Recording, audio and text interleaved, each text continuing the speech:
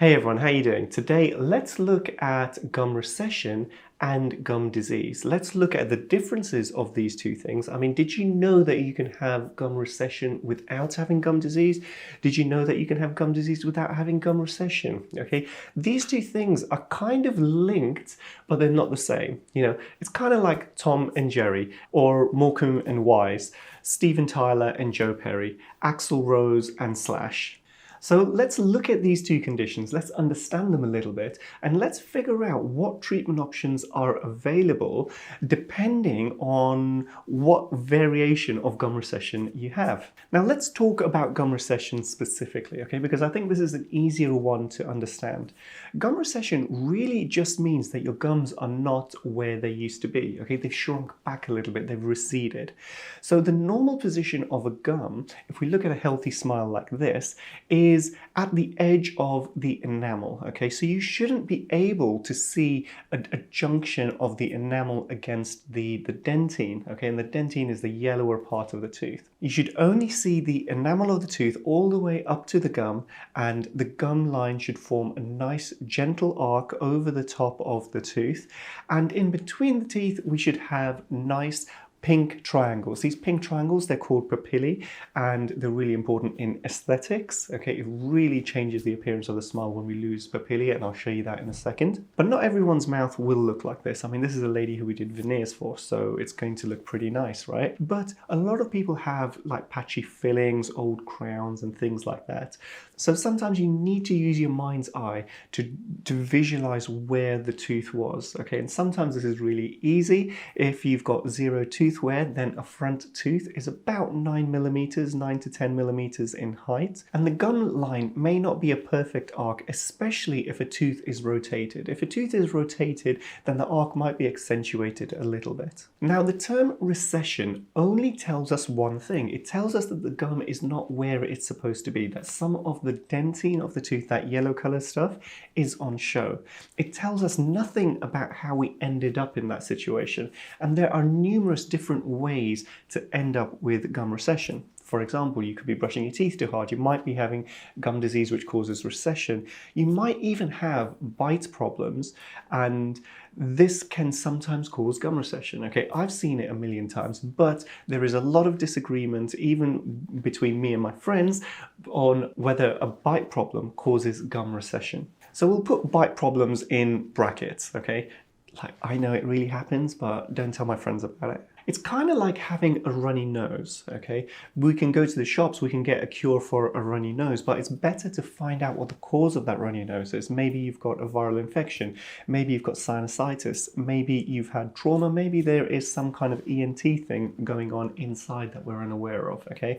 So to diagnose a problem properly, we need to take the time to look at the root cause. We need to look at the signs and the symptoms. The signs are the things that we see, for example, gum recession, and the symptoms are typically the things that the patient might complain of. So maybe the appearance of it they don't like, so that's a sign and a symptom, but also you might be getting tooth sensitivity from it as well. Okay, so that's more of a symptom. Now let's look at gum disease quickly, because this is the other big cause of gum recession. Gum disease in itself is essentially a bacterial infection of the gums. Okay, we can kind of think of it like that. And everybody's mouth has bacteria. These bacteria are actually not harmful. Okay, but if they're left to accumulate in a certain place, let's say on the edge of the gum line, then or in between the teeth, then these bacteria can actually start being nasty. They start releasing toxins. These toxins then cause gum inflammation, okay, a redness in the gum line. And you might notice that if you brush your teeth fairly aggressively, okay, not too aggressive, but just normally, then your gums might bleed more readily. So under the big umbrella of gum disease, this is gingivitis, okay? It's the first stage. Now, if we leave this, if we ignore it because it doesn't hurt, if we let it progress, then that inflammation is going to travel down further to the bone underneath the gum, and that bone is going to kind of shrink away. The bone's saying, hey, look, I don't want anything to do with these toxins, I am going. And then what happens is, because the gums are relying on the bone for the support, as the bone shrinks away, away, the gums also shrink away. And this leads to recession. Under the big category of gum disease, we've described gingivitis, which is just inflammation in the gums. Periodontitis is how we describe it when it affects the bone underneath. And the big thing to realize is periodontitis is irreversible. Okay, once it's done, it's done. If you catch things early enough at the gingivitis stage, then that is 100% reversible. Okay, so it's just one of those things, we need to address these things early. So I hope you can see that we need to understand the root cause of the gum recession before we can suggest treatments. And I will suggest treatments at the end of this video because I'm going to help you figure out whether you've got gum disease or toothbrush trauma, which is leading to gum recession. Okay, so let's talk about toothbrush trauma, because if you brush your teeth too hard, if you're a little bit obsessive about this thing and you're brushing 3-4 times a day, especially in situations where you have thin gums, okay, you can actually cause a significant amount of recession by thinking that you're doing the right thing for your oral health. So let's look at gum disease and toothbrush trauma, and let me show you what the differences are so that if you've just got a photo or you're looking at yourself in the mirror, you can figure out where you lie on the scale, okay? And bear in mind, you could be causing gum recession. You could have both of these things going on, okay? So if we look at gum disease, the first thing that we need to look at is if the gums bleed readily, okay? Remember, this is a really early sign of gum disease, but bleeding can be masked by things like smoking. Okay, smoking will reduce the amount of bleeding that you get, but it will also make gum disease much more aggressive. Okay, so it's a double-edged sword like that. If we look at the papillae, often these are a little bit rounder, they're a little bit more inflamed, okay, because if somebody's not brushing their teeth effectively, okay, and I'm not saying you're not brushing enough, but there's a technique to it, and again, I've made a video which I'll link to in the description below, but its chances are in between the teeth are not being cleaned, okay? So things like flossing, TP brushes, stuff like that are not being used. And that's why the papillae especially can look more inflamed in situations where we have gum disease. In more aggressive gum disease, when we've started to lose bone, so in periodontitis cases, we are going to start to see gum recession, okay? So the root of the tooth is going to be on show. These papillae will actually start disappearing, okay, leading to black triangles.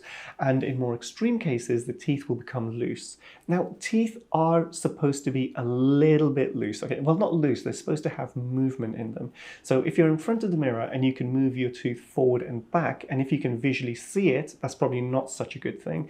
But if you can feel it moving forward and back a little bit, that's absolutely fine. So let's look at the other side of this coin, the toothbrush trauma. What would this typically look like? So in these kind of situations, usually the mouth is very clean, the gums look healthy, our papillae are still there, and our recession is usually just on the tooth itself. So you end up with these kind of V shape or upside down V shape, depending on if we're looking top at bottom, of gum recession. But the gums will generally look pink and healthy. At the tip of the recession, sometimes they can look a little bit inflamed, okay, but that's because there's a different quality of gum in that situation, but I'm not going to cover that right now. Oh, and by the way, if we have melanin, a darkness in our skin, okay, skin pigmentation, your gums don't have to look pink, okay, it's normal to have pink pigmentation in your gums if you have, pigmented skin like I do. Now, you can almost think of overbrushing and gum disease as really two diseases, even though toothbrushing really isn't, okay? These are the causes of the recession. If we're going to treat recession, we have to eliminate these causes. So in the case of gum disease, you should see a dentist, or you can see a hygienist or a hygiene therapist if you've not been for a little while, okay? And they're going to be able to grade the level of gum disease that you have. If your gum disease is quite severe, they might say, it's better to see a gum specialist, and a periodontist is a specialist dentist who just specializes purely in gum disease.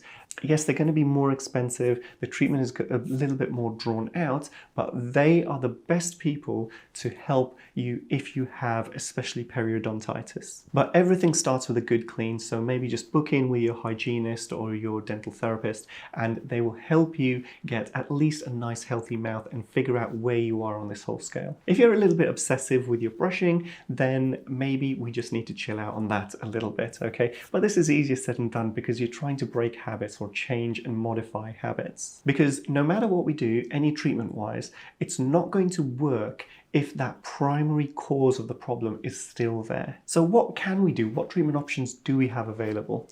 So I'm going to break things down into kind of three categories. Number one is our toothbrush trauma. If we've got this kind of V-shaped recession, and this could be from gum disease as well, okay, but the main thing is we've still got the papillae of our teeth still there. Then in these situations, things like connective tissue grafts can help, okay? These can bring the gum down, but there is a limit to where they can go to. You see, in this case, we've got this V-shaped notch in the teeth, and this is also a sign of like kind of brushing your teeth and scrubbing them, okay? You get these V-shaped notches. But also these can be caused by bite trauma as well, uneven bites. But again, we'll put that in brackets because not everybody agrees on this. We can only bring the gums back to where they used to be. We can't overbuild them. So in these V-shaped notches, some of this notch used to be enamel and some of it used to be dentine. So in these situations, we can fill this up with a composite material, and then we can bring the gums up to this composite material. In more extreme cases, we've used veneers, and this is primarily because the patient wanted to redesign her smile and really improve the look of it. So we use a combination of gum grafting and porcelain veneers to achieve the look. But if the only concern is the gum recession, then we don't need to do all the porcelain work. But it does look really nice. But what if your situation is a little bit more extreme? Let's say we've lost these pink papillae in between the teeth. That's a sign that we've lost bone and we can't rebuild that, okay?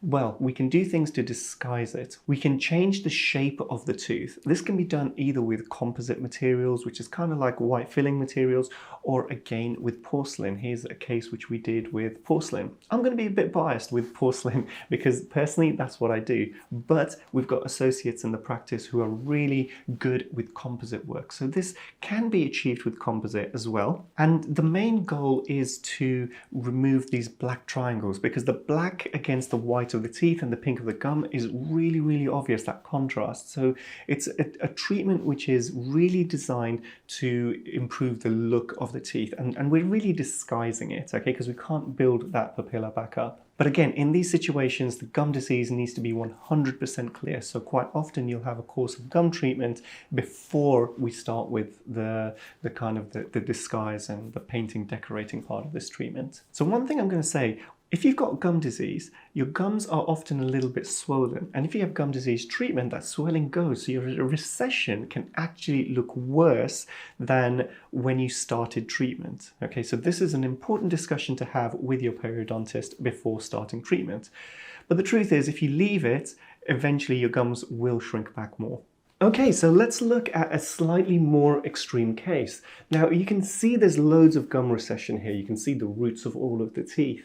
And you can see there's a lot of like tartar buildup. Tartar is like hardened plaque in between the teeth. And you can see there's loads of staining on the top teeth. These teeth have not been cared for too well in the recent months. However, what's interesting with this lady is that she had gum disease. She knew she had gum disease and she did see a periodontist for a long period of time. And the periodontist and the periodontal treatment that she had stabilized the gum disease. It's made it stop getting worse.